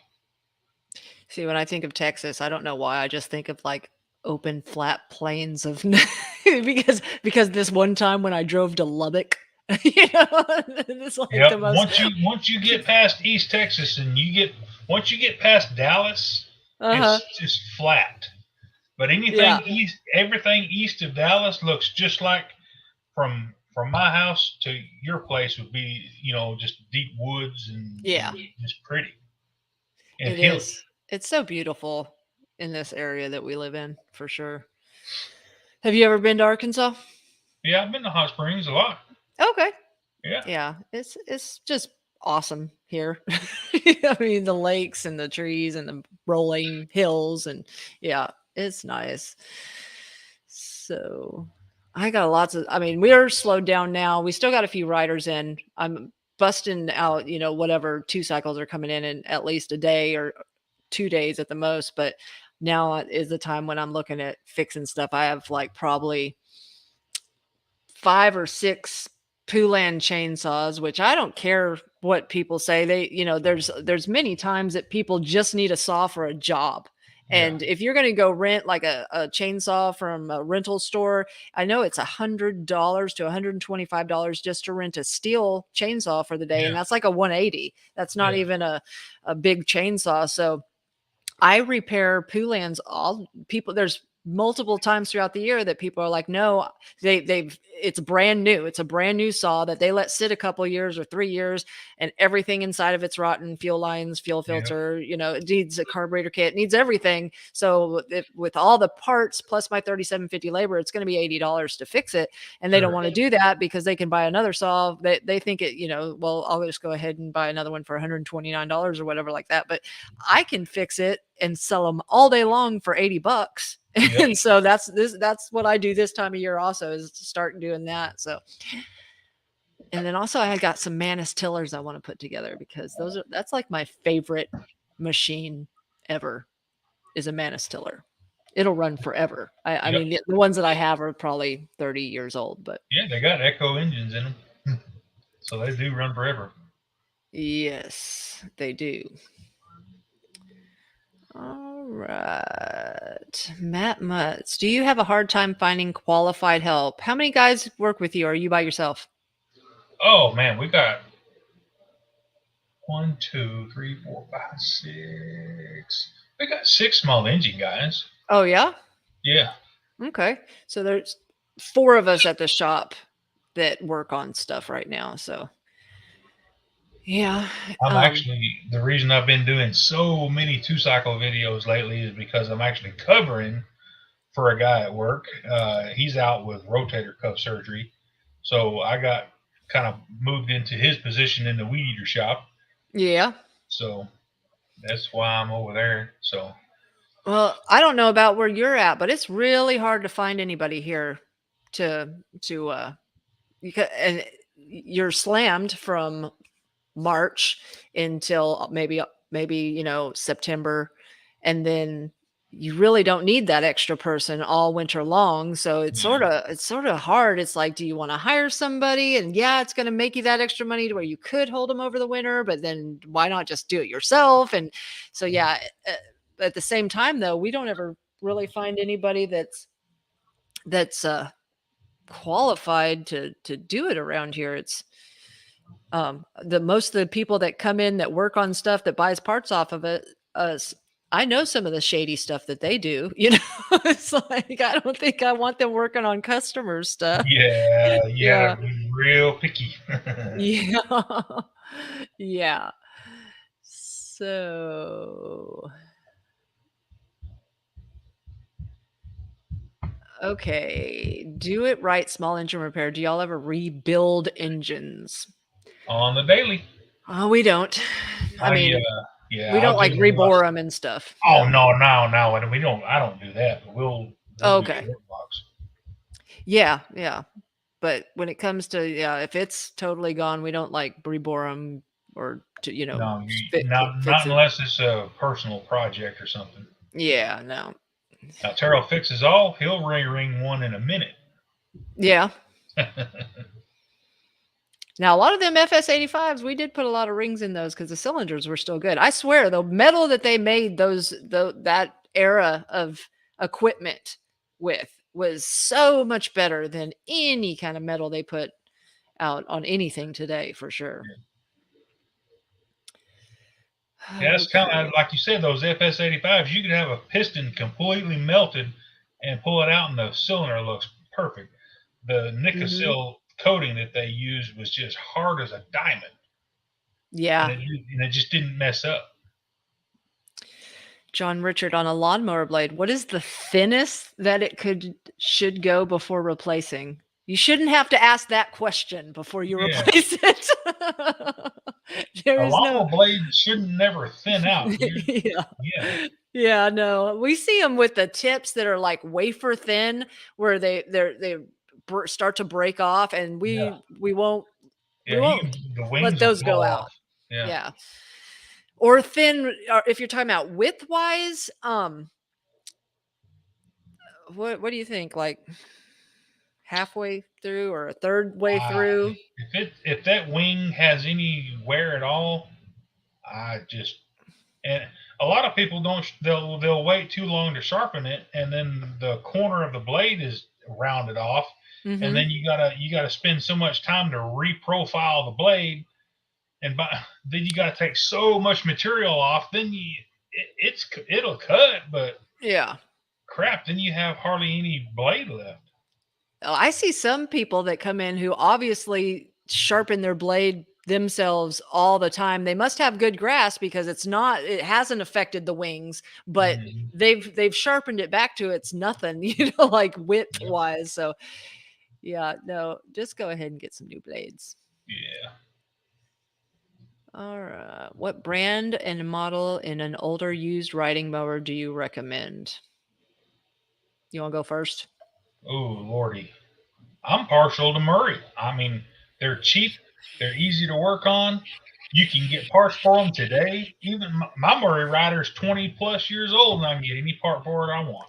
Okay, but here's the disclaimer you need to tell everybody that the Murrays that have been coming out for the last how long aren't Murrays anymore. No, they're not. They're MT junk, aren't they? Yeah, they are. So he's talking about the way you can tell that it's an actual Murray is look at the deck, and if you see a spindle that is a cylinder shaped, you know, on the mounted to the deck, that is an actual Murray. Now the new ones, they're made by MTD. They've got pronged legs and stuff like that. The old Murrays, they'd last for a really long time. Yeah. Now, you might have to put a camshaft in the engine. Yeah. Especially on that single cylinder for sure. Yeah, but no. In fact, I think I got one outside that I'm fixing to do a Nikki kit on. But and what do you do with the Nikki kits? Do you keep it in parts, or do you have a kit that you've been using? On those Nikki carburetors, I tell you what, they like to leak after you put a kit in them. And so you have to replace that emulsion tube assembly because it's part of the seat of the needle in the seat, and that emulsion tube assembly, I've had to replace that. Really? Yeah, that plastic piece that has that. Yeah, and Yeah. a lot of I mean, it's yeah. I mean, yeah.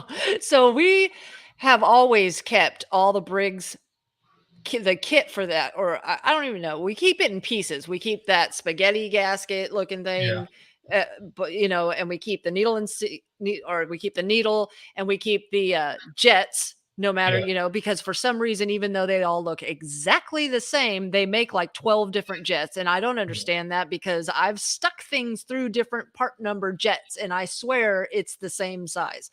But I mean, sometimes it's weird. It does make a difference. I'll have the wrong one in it and think, oh, we'll just go ahead and try this other jet and it not work. And I have to put the right one in. So I keep all those jets in. But what I did find is Kohler's Nikki carburetor kit is cheap. So I was selling, and all those pieces for the bull gasket, the needle, and the jet was $45 in brick, for the kit, just those 3 pieces. But Kohler has a Nikki carburetor now, and the I don't remember what dealer cost is. I think we sell it for like $20 for the whole Nikki. And what it has, it's got the O-ring for the jet. Yeah. So Yeah, that little bitty that little O-ring. tiny O-ring, yeah, that makes all the difference. Yeah. Yeah, and that was just crazy that I couldn't get it in Briggs, but I could get it in Kohler, which is Weird, crazy. But so that's a little trick of the trade. If you're needing a Nikki carburetor kit, look at the Kohler Nikki, and you can get a much cheaper kit on that one. So, oop, we just popped on me. What do you think of aftermarket cylinder and pistons, Meteor and Highway for chainsaws? I've put lots of aftermarket. Yeah, that's good stuff.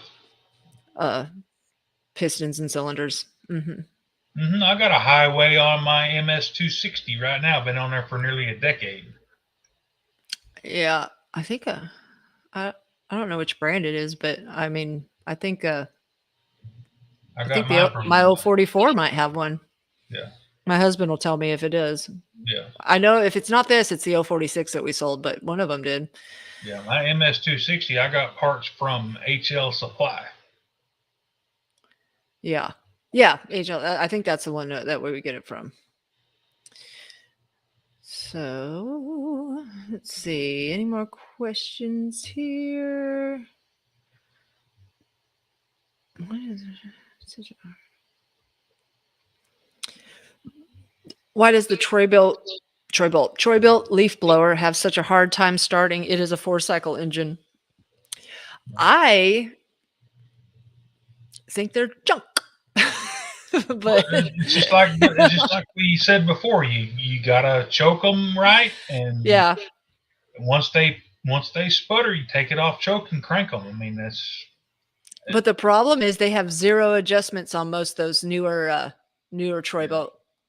So, and the Craftsmans that are actually Troy-Bilts, they don't have any adjustments on the carburetor either. So that's another thing. Like a lot of the people that have those Murray Hyper Toughs and stuff like that, I don't work on them anymore because you can buy another one for $69 and I'm just not going to do it. But what I will try when a customer brings one in, if they still prime, they have fresh fuel in it, I will try to adjust it for them. And first I prime the stink out of it. If it won't, it still won't start, I will try to adjust it, because a lot of times you can get another year out of just a little bit more gas. And so I do that, and I charge $5, and I will, give it to me. Let me see if I could get it going, for 5 minutes, and that's $5 and go on your way. But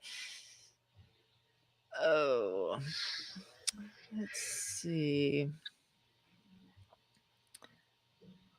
Thanks, William, for being moderator. He's also putting links up to Mower Medic's page. If you have not subscribed yet, you want to do that, because you will be in the know for everything that is small engine related, for sure. Yeah, I went live just a little bit ago to kind of try to get some of my followers over here tonight, and I hope that it helps you out a little bit. Thank you. Yes, Troy-Bilt is for sure been MTD for a very, very long time. Oh yeah, they've been in Troy-Bilt and MTD's been together for a long, long time. I mean, it's a price point thing. If you only have $69 to spend on a trimmer, go buy one. You're just going to have to keep it running, and you're not going to have to let it sit, because that's the worst thing. And every single one is just bad from it sitting for a long period of time. So, but that's going to be with any piece of equipment, just less with other things. So same way with the riders. I mean, it's a price point thing. 0 turns, especially, unless you're going to drop a dime, they're all the same. So if you replace a piston cylinder, do you change the oil ratio for the first couple tankfuls? I don't. I do extra oil it, actually, as I do it. I put a bunch of oil down in it and it smokes like a freight train for the first few seconds that I run it, but I just want to make sure that it's all, nice and Yeah. lubricated. So, but no, I don't actually change it to run the first few tanks of gas through. So, all right. We still got 248 on here, Jeremy. That's good. That is good. Thank you all so much for hanging out with us. This has been so much fun. So, do you got any questions for me? Well, how long have you been a small engine mechanic? Well, I took 2 years when I was in school at the local college, and I was shop foreman. So the teacher was awesome, and whenever I got out of high school, I went to work. The first place that I went to was right down the street. It was a lawnmower repair shop, and started working there. And I worked there for a couple of years on the counter. And the good thing about being on the counter is that's where you get all the questions. So, Yeah. and as you know, everything's repetitive. The more questions you get asked, the more same questions you get asked. So eventually that's how you learn is, okay, that's Sure. what's wrong. I've asked a mechanic, he said this, and it would get to a point to where I would answer a question and I'm just this little 18, 19-year-old girl. And they're like, well, can I speak with your mechanic? And he was the most awesome guy ever. And so I knew it was going to make him very mad because he'd have to stop what he's doing. And so I'd stick my head in the back of the shop and I'd say, hey, this guy wants to know what's wrong with his mower. And he'd come down and stick his head out and he'd say, what'd she say? And the guy at the counter, he'd say, repeat back what I said. And he's like, well, she's right. And he'd just run to the back. So that was really good experience there.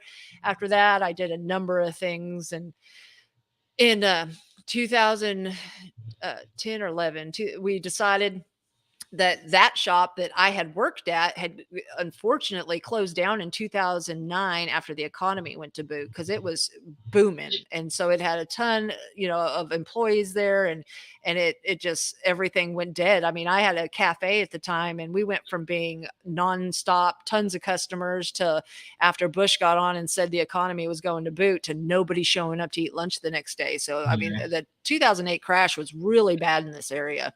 And so, it closed down. And in 2011, we decided to open it back up, my husband and I, and we've been trucking along ever since. What was crazy though, it was funny. We had a cafe at the same time for a few years. We sold it in 2015, but we opened our cafe in April of 2008. And 6 months later, the economy crashed. And so we had to build out of that ditch and work our butts off. So in 2011, we decided we're going to open up this lawnmower shop.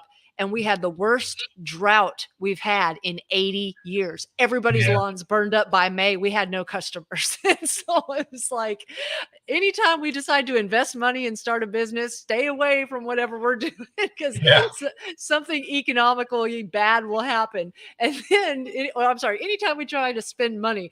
So then we put a pool in our, in 2019. What is this? 2021, 2020. So in the beginning of 2020, we decided to put a pool in our backyard. They're not cheap. Well, No. And so I got to get rid of this comment. I forgot that it's sitting up here. And so we, after we get the pool in, our house gets struck by lightning. So it's just like, or right before we put the pool in, we, put the money down to get the pool and our house gets struck by lightning and catches on fire. So I'm done spending money. So yeah, I know.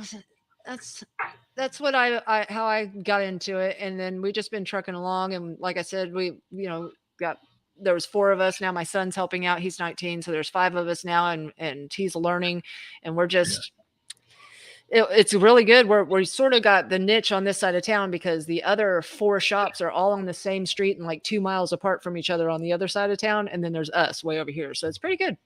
Yeah. So Daryl Orr, heck, I've been running an Amcell Sabre Professional this season, 100 to 1 mix, no issues. I hear that a lot. Do you have that? Do you hear that? Yeah, and if Steve Small Engine watches this, and he'll agree with you, Don't just, it doesn't matter what kind of oil you run it for what the manufacturer recommends. 50 to Yeah. 1. Yeah.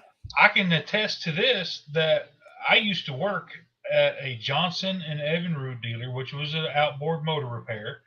And in the early 80s, the late 80s, early 90s, they were toying around with running their engines on 100 to 1. And they kept burning up power heads. So they said, okay, no more of that. 50 to 1.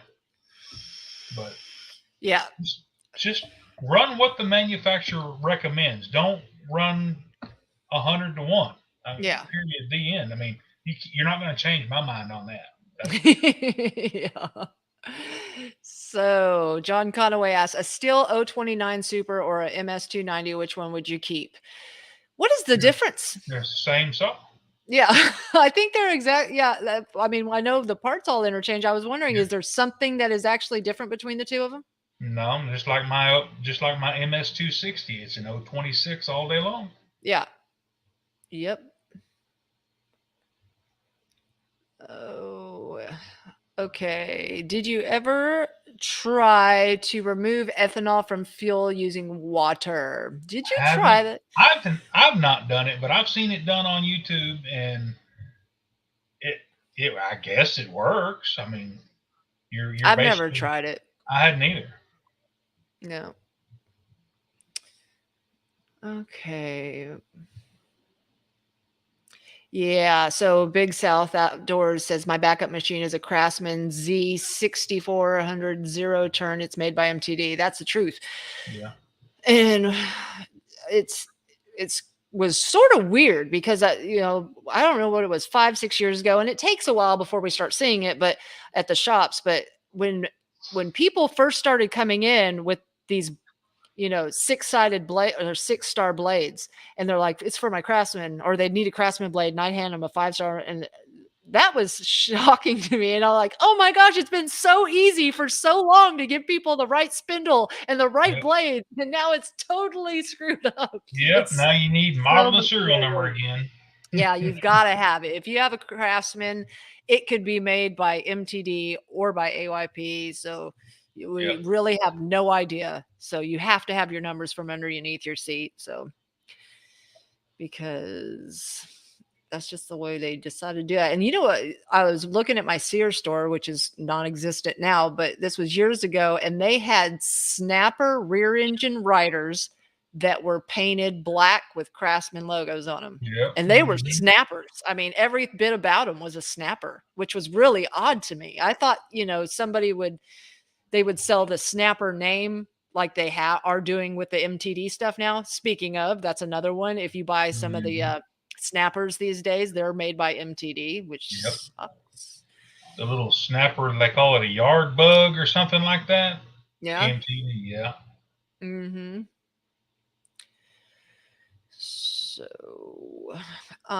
what type fuel lines hose that can handle the ethanol blends that will not break down? Stens, the blue. I'll have to try that. Or you can use the regular yellow Tygon, works great. I put Tygon in everything. Yeah. But if it sits, it's going to go bad. Yeah. Everything doesn't matter. I mean, even that black line that comes like on the Echoes, it's really good, but it's funny because like the grommet will blow out before the fuel line will. So let's see. I think, is it true Stanley bought out Hustler? I don't know. Well, Black & Decker bought out Craftsman and MTD. And Hustler, isn't it no, that's not Hustler. Hustler's still Hustler, isn't it? I don't know. I'd have to dig on that, see if I can find out. Who's AYP now? That was weird though. Is it not Aaron's? Is it Aaron? I don't remember.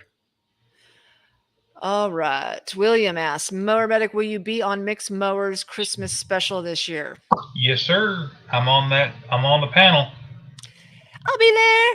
Me and my man, we're going to be on one. So,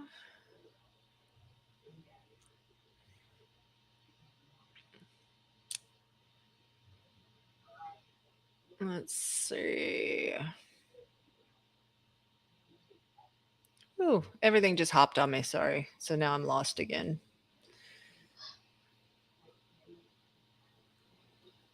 Some of the Craftsman's new mowers show the engine manufacturer's Craftsman as opposed to their old other Briggs or Honda or Kohler that makes Craftsman label engines. Speaking of this, now we know what's going on. Craftsmans that are made by MTD are putting MTD engines on them. Is that what we're talking about here? Yeah, that Power More engine. Yeah. That's ugh. They're bad. They're pretty bad, and the parts are extremely expensive. Yeah. And just like the new Toros that you're buying at Tractor Supply, those Toro Zero Turns have a Toro engine that's I guess they're okay. I mean, I haven't heard any bad things about the Toro engine. We've seen a couple, but yeah, definitely the MTDs and they're putting it on the push mowers too. MTDs got their own engines and they're just full of issues. Good night, Mark. Thanks for hanging out with us. Power no more, Iron Duke says. Yeah. Power more, you mean powerless. Oh, we can go on punning on that. Yep. Hustler mowers are made in Heston, Kansas. Did not know that, Donnie. A lot of manufacturers of lawnmowers are made in Kansas. Dixon and a couple more there. I can't remember the names, but I know Dixon's made in Coffeyville, Kansas, or used to be.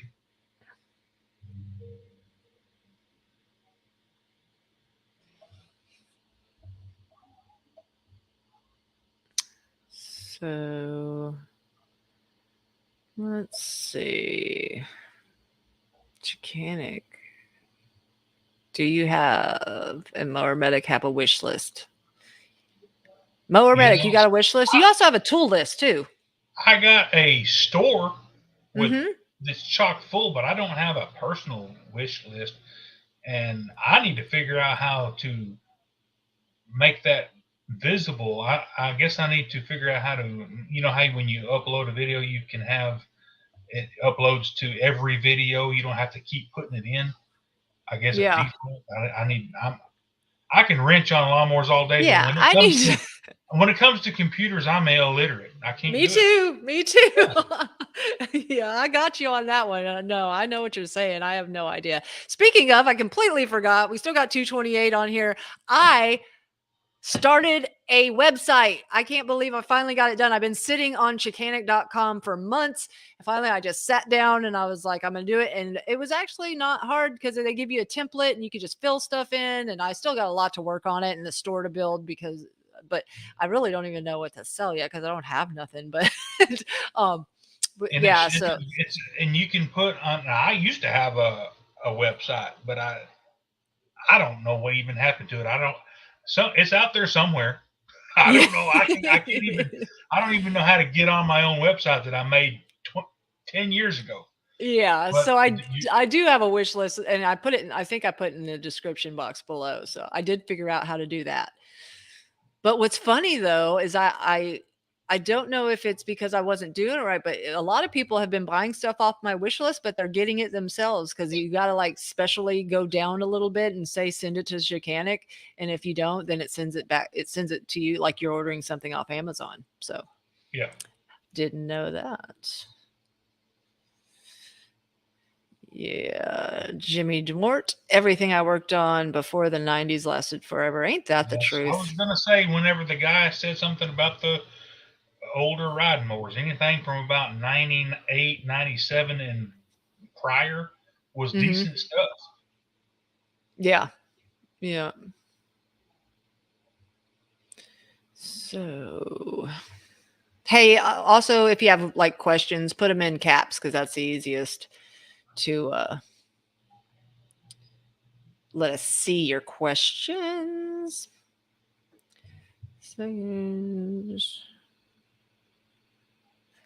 All right. Well, we've been on here 2 hours. It feels like 10 minutes. I know, right? We'll have to definitely do this again. So I think we're going to head out. Thank you so much for hanging out with me. Hey, it was nice to see you face to face finally. For sure. Yeah. Well, eventually this is going to be like face to face. We're going to have to do something for sure. That would make one heck of a video. But yeah, everybody, thank you all so much for having all these questions. If you haven't checked out Mower Medic's page yet, go over there and subscribe. I think congratulations. That's like another, what'd you get? 10,000 subscribers in the last month or something. you're crazy. It is. Yeah, but it's just like the seasons. When the mower season slows down, the repair season, so does my channel. It takes a dive. Yeah. And then come spring, my channel will go. I was wondering about that because since I've only been in it since the beginning of June into May, I have no idea yet. I know that one video that made me actually start doing the YouTube again, that it took off in the middle of May, and so I had don't know what the ups and downs are, but yeah, this was fun, and I think we're good on all the questions. Everybody's saying good night. Thank you all so much for hanging out with us. Stay tuned. Jeremy's on the Mower Medic. He's going to be putting out videos probably every day, multiple times to keep you entertained. And I got a video coming out tomorrow where I'm actually sawing some wood. So everybody always wants to see me work. I'm like, I fix them every day. I'm not a landscaper, but I actually had a tree to cut down here at the house. So if y'all want to see that, check that out. Coming out tomorrow, maybe tomorrow or Tuesday. We'll see what happens. But thank you all so much for hanging out with us. Y'all have a good night. Thank y'all very much for coming. See y'all later.